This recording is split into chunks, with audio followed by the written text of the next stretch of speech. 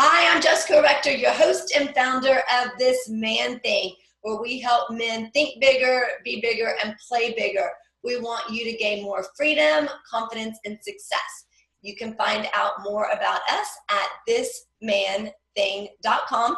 You can also join our free Facebook group at thismanthing.com/groups, where men are having real conversations and building much needed community, support, and camaraderie with other men.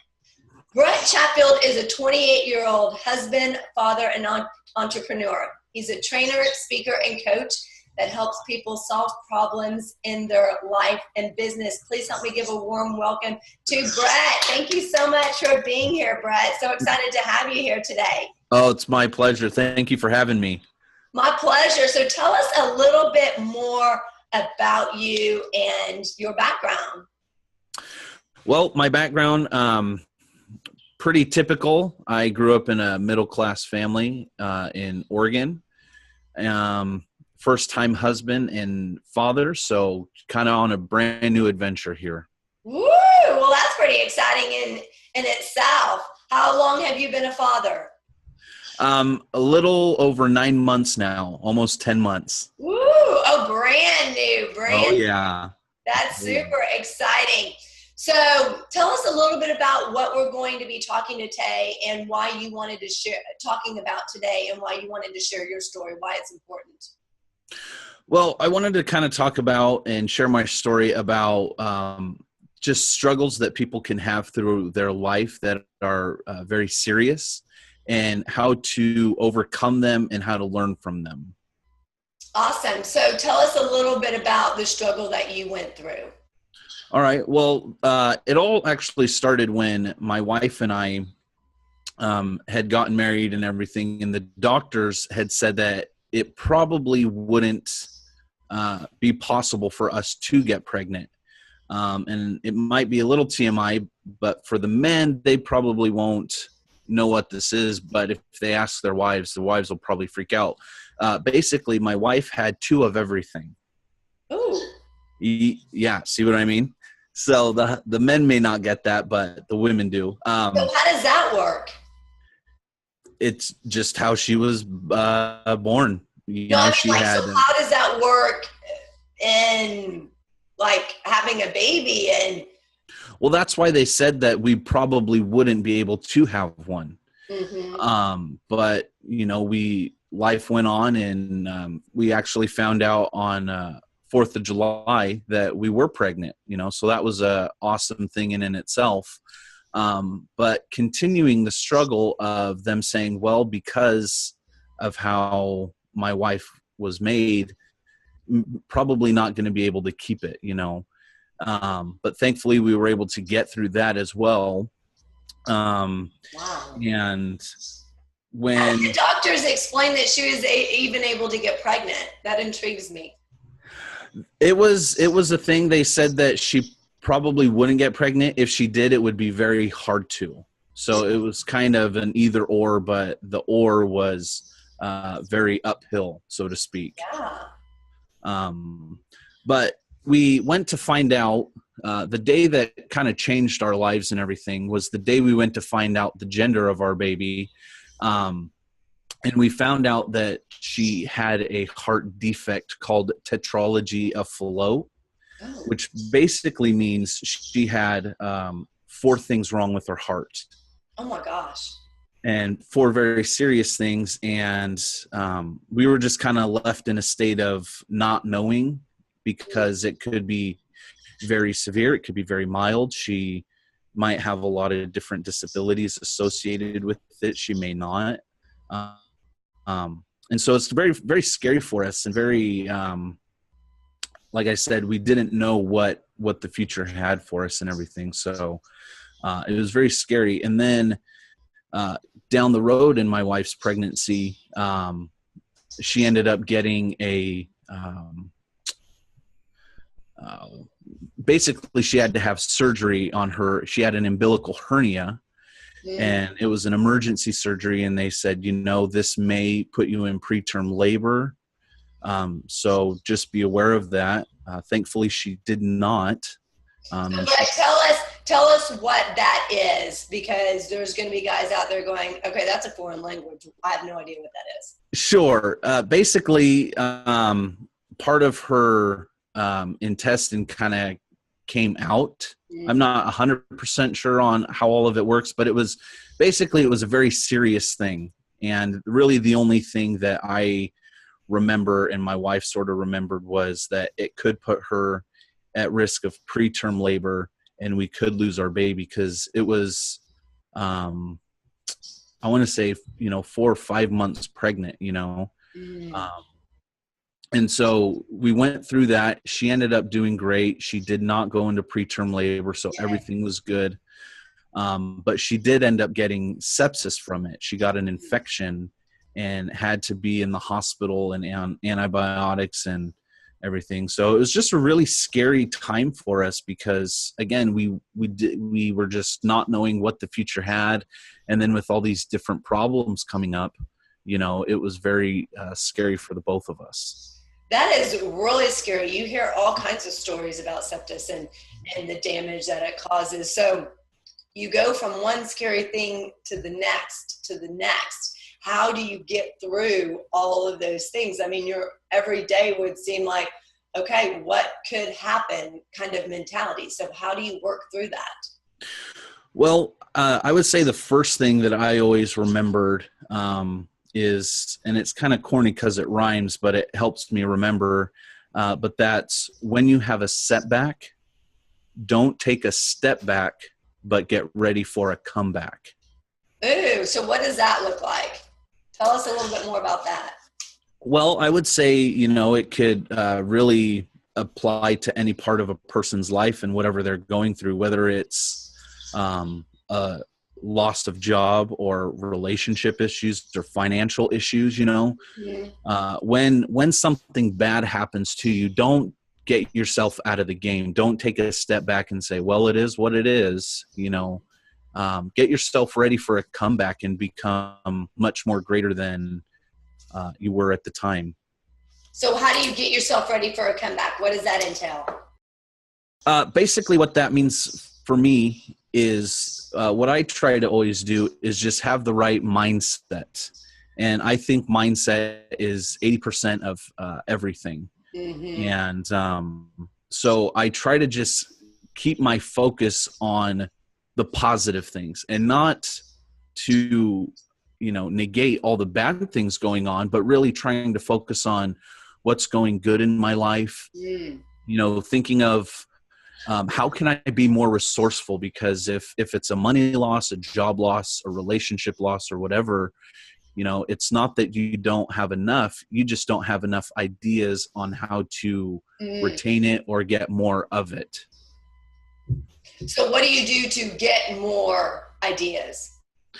One of my big main strategies is to read books. If it's a financial thing that I'm going through, I read books on finances. If it's relationship issues I'm having, I read books on how to have better relationships, because I feel that you are 1 to 2 ideas away from a major breakthrough in your life. Wow. And so that's what I focus on, and that's what I direct my attention to. Wow. So fast forward for us a little bit. So your wife is now septic. So what happens next in the journey? She ended up getting better.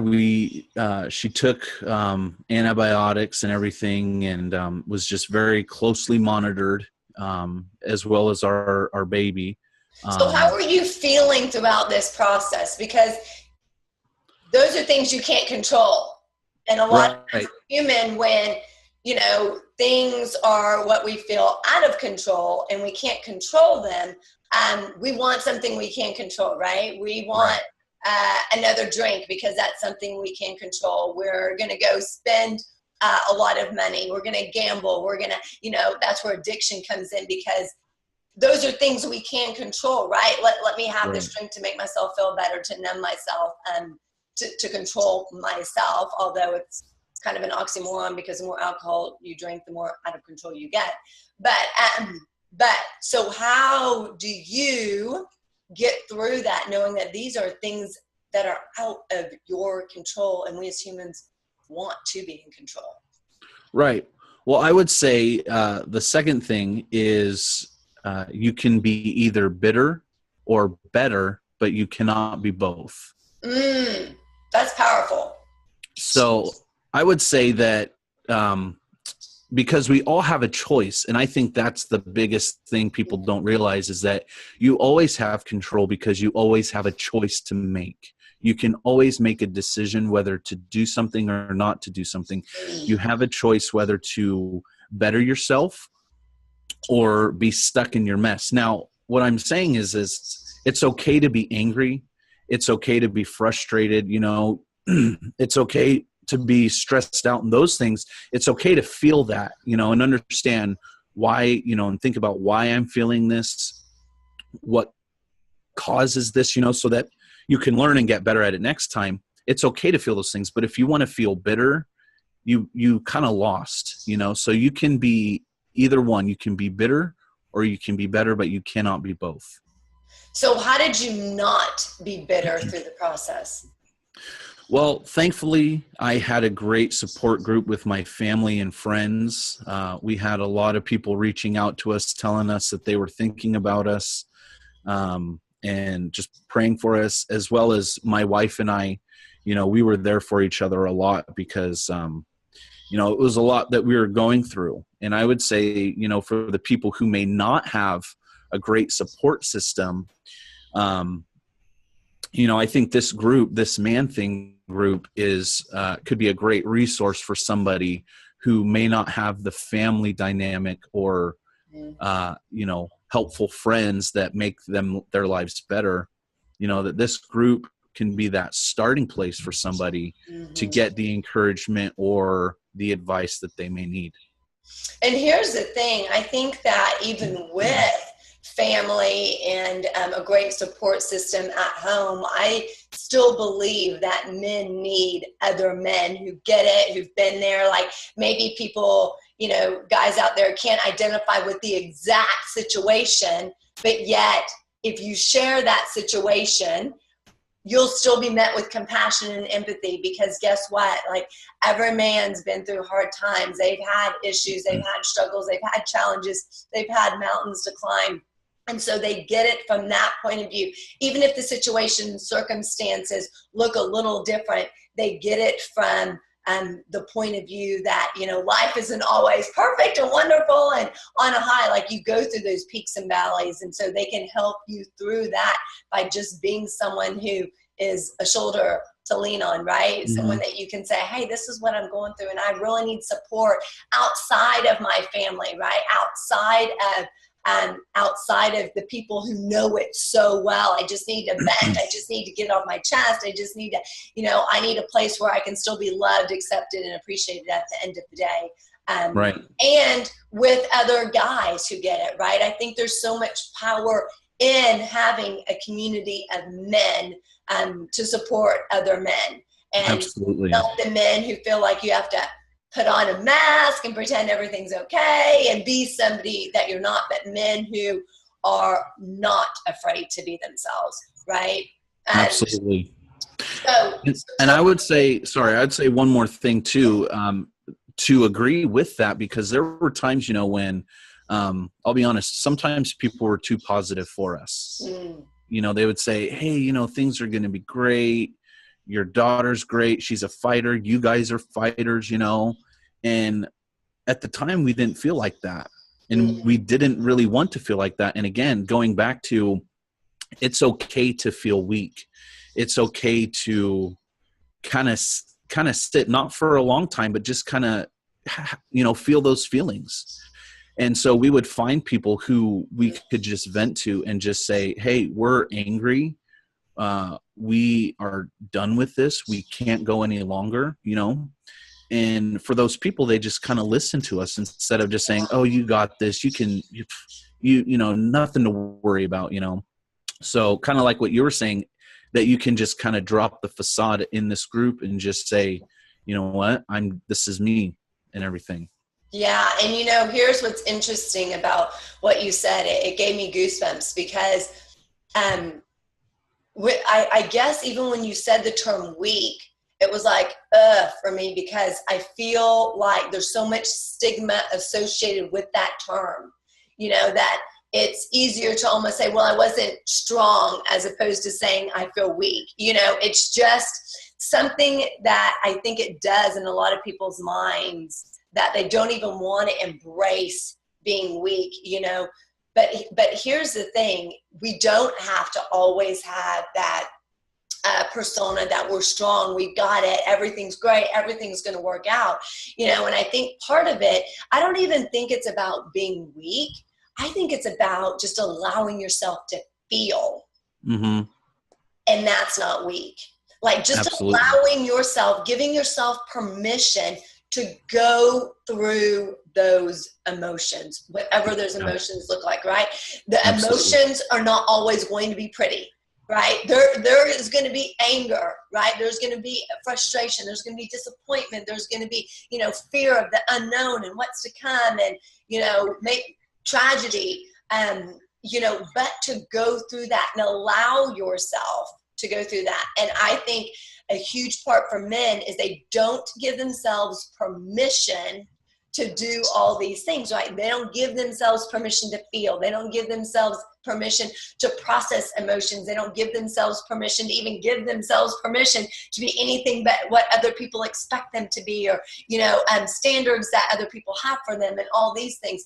So I think it comes down for men giving themselves permission, because when you give yourself permission to feel the peaks and valleys of those emotions, you're able to process it, express it, and then also release it and not hold on to it, right? So imagine if you had all those feelings, Brett, and you held on to them.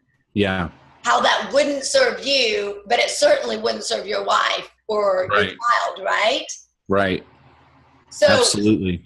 So what happened after, so your wife was getting better, your wife got better. So take us on the journey. What happened next? Because this is just the beginning of the journey, right? This is really the beginning of the challenges for you. Yeah. Well, I would say, as we went on, things were getting relatively better, within the scope of the news that we had found out. It was still hard because we were still in the realm of the unknown. We knew about her heart condition and everything, but the severity, they were just really telling us a lot of the questions that we had. They would say, we'll just find out when she's born. That would be so scary. Like, tell me now. It was the worst. Oh. So because I like answers, right? I do not like being in limbo. I do not like, maybe, like I need a definitive answer now. Absolutely. Other people are the same way. Like, I think that would be so scary being in limbo. Oh, and it was. Yeah, it was, because, it dealt with our first baby and everything. And so, so it was still kind of hard, but as we were going through, it was, every visit was kind of the same, where they say, her heart, she's doing fine now, come back next time. And up until when we went to the hospital to get my wife induced, we were ready. We were excited. We kind of had a plan of what may or may not happen. And it kind of reached the pinnacle of when they were just kind of doing their routine checks and everything on my wife, that they found out that our daughter, her heart rate had just dropped like a weight, and so they had said, I think it's time that we just do emergency C-section, basically. And so we were both pretty scared, but we were ready. We were ready to just finally get an answer and finally meet her. Now, how many weeks was she at this point? She was 37. Okay. So she was good to go. Yeah. Okay. And so we were there. We were ready to go. That's a long 37 weeks too, Brett. That's a long 37 weeks.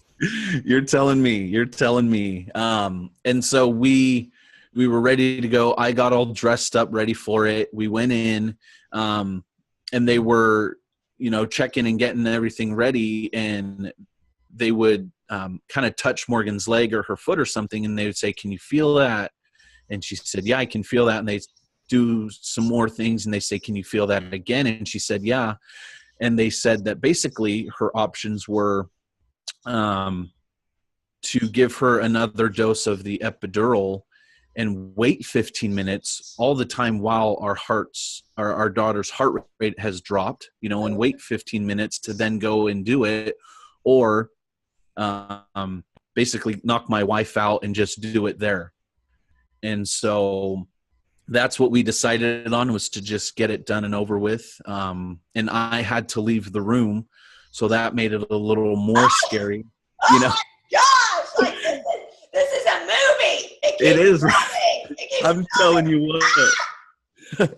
So I had to leave, and I went back into the hospital room where my wife's mom and sister and my mom were there, and they just looked at me and had this horrifying look of, "Why are you here?" Yeah. And I just kind of explained to them briefly of what was going on and everything. And it was about 8 minutes later. It was around 11:08 in the morning when the nurse came in and said, "You can meet your daughter," And so I went, and I saw her, and she was crying, and that was the best sound that I've ever heard in my life. And one of the things that they weren't sure about is, would she need to have heart surgery immediately after being born? And the second greatest sound that I heard was the doctor saying that she did not have to have that. Yay! Good news. So we were very happy. We stayed in the hospital. She was in the NICU for about 3 days, just because they wanted to make sure she was doing good. And she got out, and she was with us, and everybody was doing great. She still needed heart surgery, though, because with her heart condition, she would need to have that throughout her life. And so that was another one that we weren't sure about. And when she was born, she had this weird kind of bump on the back of her head, and they found out that was these vascular tumor kind of thing. Basically, what that means is how, when a baby's born, their head isn't fully fused together. And there was a little spot where some blood vessels thought, "Hey, let's go this way," and just go straight through this hole. And they would need to do surgery on that as well. And so how old was she when she had heart surgery and when they did that on her head? She was about 2 months old when she had heart surgery. Oh. And then she was about, I want to say, 7 months when she had the surgery on her head. Oh, I can't believe they waited so long for the head surgery. I thought that would be pretty quick. I did too, but the way they explained it made sense, is because they wanted to wait to just double check to make sure that it is what it was. Yeah. And also, she wasn't really at any risk, because if it were a toddler, they would want to do it sooner, because a toddler's running around, bumping into things. Yeah, something could fall. I have one, I know. So they weren't really worried, because she's not really moving around so much. Okay. So she wasn't at risk of bumping it. But okay. Anyway, so they did those surgeries, and even through those times, it was really scary. Yes. We were able to find support groups through Facebook of other families and other people who have the same heart condition and everything. So again, going back to finding a community for yourself to get support and to ask questions of people who've gone through the same thing that you have and everything. So, Brett, is this something so she has a heart condition. Now, is this something that she's going to have to have surgery on at multiple different stages in her life? Or is this kind of a one and done, we're good, unless something comes up? It's more than likely going to be throughout her life. Now, the number of that, could vary. It could be one more and she's good for a long time, or it could be two.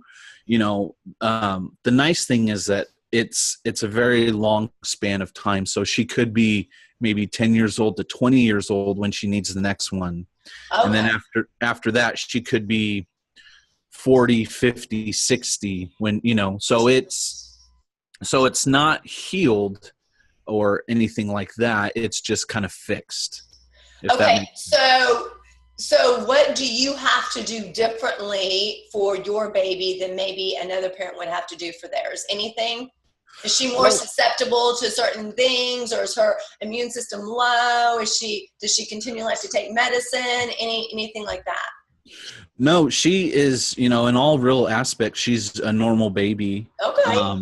The one thing that we do keep an eye on is just that she doesn't get sick. So around flu season, we're probably a little more extra protective than other parents may, because with her heart condition, it affects her oxygenated blood. So if she were to get a cold or something and have trouble breathing, that's a very serious thing for her.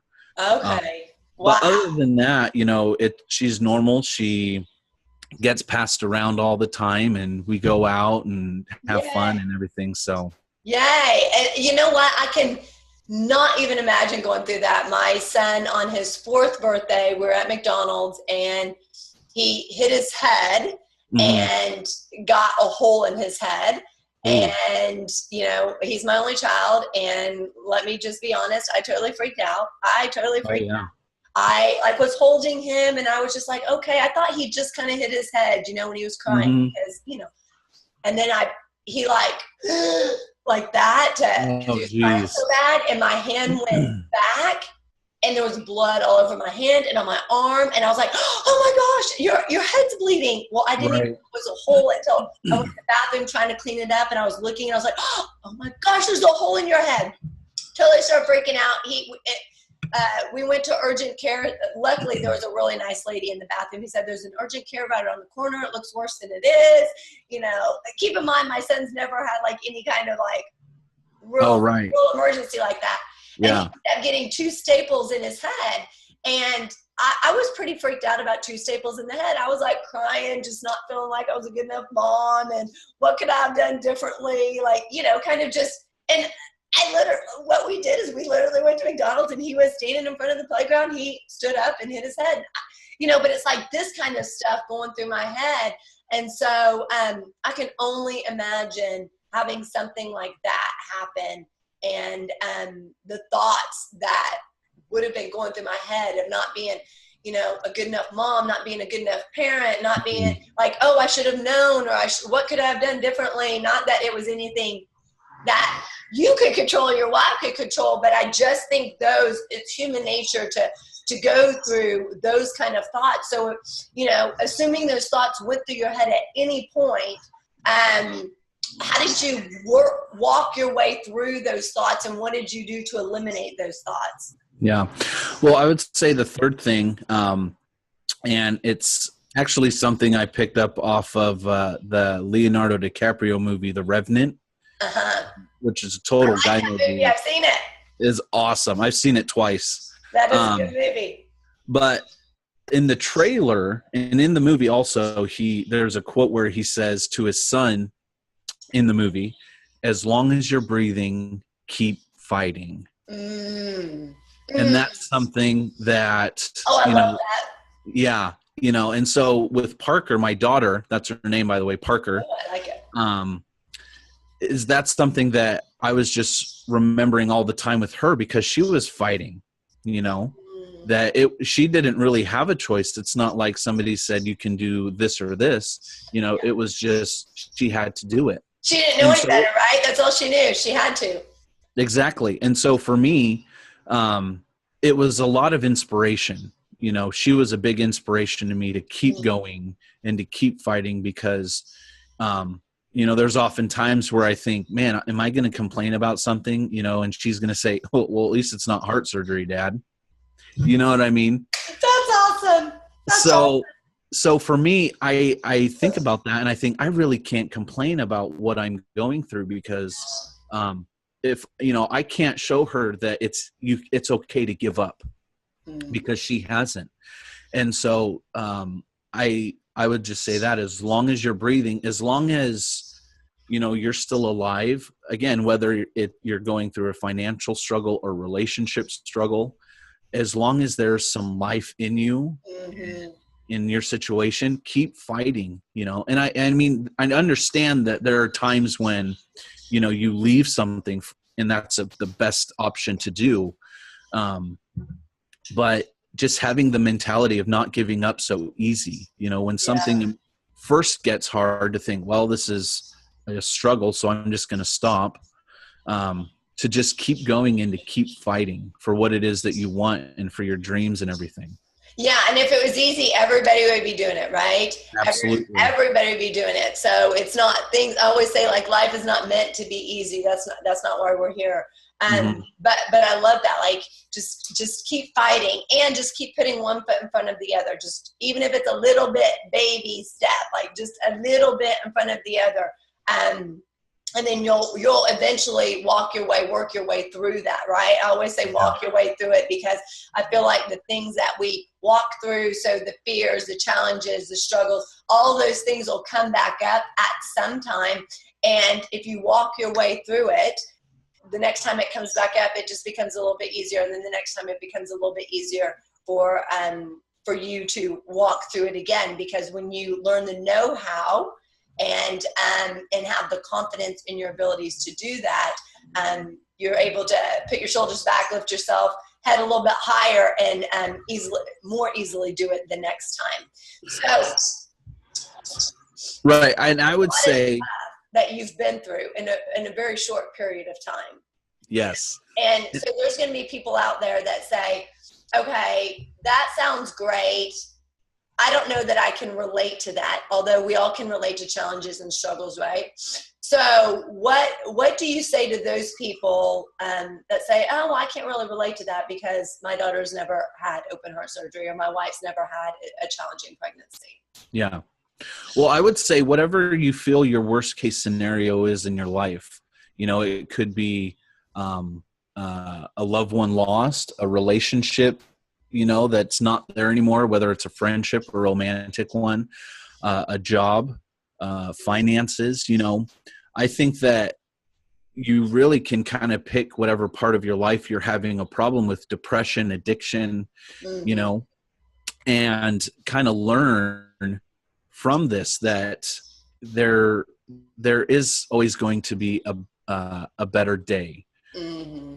As long as you breathe, you keep fighting. That when you have a setback, that you don't take a step back, but get ready for your comeback, and to not get bitter by things, but to get better. You can still feel depressed. You can still know what that feels like and kind of explore that. Mm-hmm. But to then say, okay, today's my day. Today's my comeback, because you can have 99 days of just everything going wrong and everything not working out the way that you want. But if you keep going forward, it's that 100th day where everything changes. Yeah, and if you stop and if you quit, you could quit before that 100th day. You could be quitting on the 99th day, and then boom, something amazing happens on the 100th day. And you mentioned something earlier about complaining earlier, and I think there's a big difference between complaining and just releasing the emotion, right? And we all need to release the emotion. We all need to process our feelings so we're not numbing them. So talking about what's going on is not the same thing as complaining. So so I want men to, give themselves permission to talk about it, release it, let it go, and find that community and support for them. So in all the things we talked about today, what is one thing that, you want men to take away from it, or one place that they can start if they're, feeling like that they have a challenge that they really need to overcome? What's the first thing that they can do? Well, I would say in terms of inspiration, because I feel like one of the things that can help really motivate someone is to get inspired. And there is a ESPN documentary, a 30 for 30 documentary called The Dewey Bozella Story. And you could, however you find that, you could probably look on YouTube or Amazon. But it tells the story of this guy who, I mean, you want to talk about things in your life. For me, you know, I'm like, with all the stuff that I've been through, I couldn't compare to what this guy went through. In a quick nutshell, he was arrested for a crime he didn't commit, spent years, you know, probably I think 30 plus years in prison. Wow. And when found out that he wasn't guilty, so he was released, wanted to become a professional boxer. And the struggle he went through to actually get a professional boxing match. Wow. You know, it's an incredible story. So I would say for inspiration, that's number one. Number two is to really, again, work on your mindset. And the thing that ultimately helped me find out these three strategies was someone asked me a question that was, how long should you try? And I thought about it, and they answered for me, and they said, until. So how long should you try fighting your addiction? How long should you try fighting your depression? How long should you try, you know, working on whatever it is you want to work on until you do it? You know, until you get the result you want, until you beat that obstacle, you know. Wow. That's how long you should keep trying, until it's done. Love that. Brett, where can we find out more about you, or where can we reach you? You can find me on Facebook. You can also go to my website at brettchatfield.com. Awesome. So, how can we reach out to you? What's a good email for you? You can go to Brett at brettchatfield.com. Awesome. Thank you so much for being here and sharing your story and making a difference in the lives of men. I appreciate it. Thank you. Thank you for having me. Thank you so much for listening today. Again, I'm Jessica Rector, your host and founder of This Man Thing, where we help men think bigger, be bigger, and play bigger, gain more freedom, confidence, and success. Reach out to us at thismanthing.com, and also join our free Facebook group where men are having real conversations and building much needed community support and camaraderie with other like-minded men. You can find that at thismanthing.com/groups. Until next time, have a fabulous, amazing day. We look forward to hearing you and seeing from you, and reach out to me at Jessica at thismanthing.com. Have a great day. Bye-bye.